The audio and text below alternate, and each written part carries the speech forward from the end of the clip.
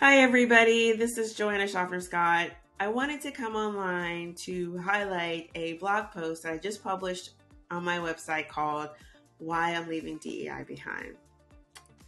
One of the things that I've noticed about working in this space for so long is that the term DEI can mean so many things.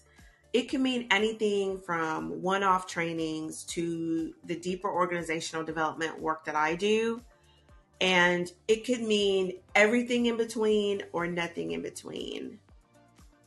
As I note in the blog post, I've always described myself as a racial equity consultant because that is the core of what I do. And I embrace DEI as a way for people to connect to my work and to find me, even though I don't know that people always understood what I do initially. It always takes a little bit of education on my part to bring folks along to what I do.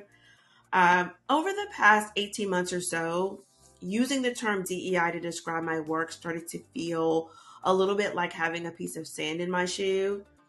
Just a little uncomfortable, which for me is always how transition starts.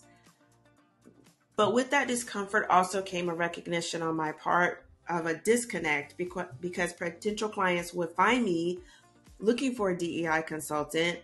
Meanwhile, I'm asking them questions about their decision making, their policies, their practices, how they work, why they do the things they do. And I would get questions like, what do those things have to do with racial equity? When in reality, those things have everything to do with racial equity.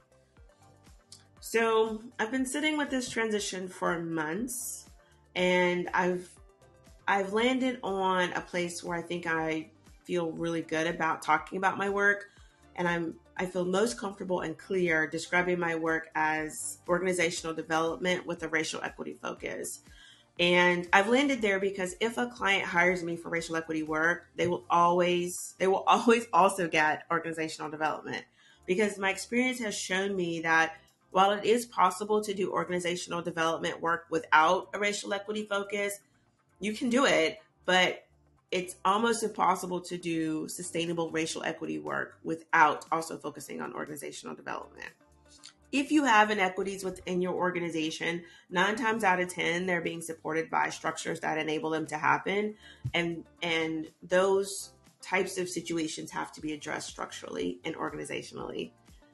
All right. So I wanted to come online so you can see my face, hear my voice as I described what this transition has meant for me. And since I made this decision about 3 months ago, I have such clarity in my work. It's easier to talk about, and that piece of it brings me joy. So I encourage you to read the blog post. It's on my website, stamystreet.com.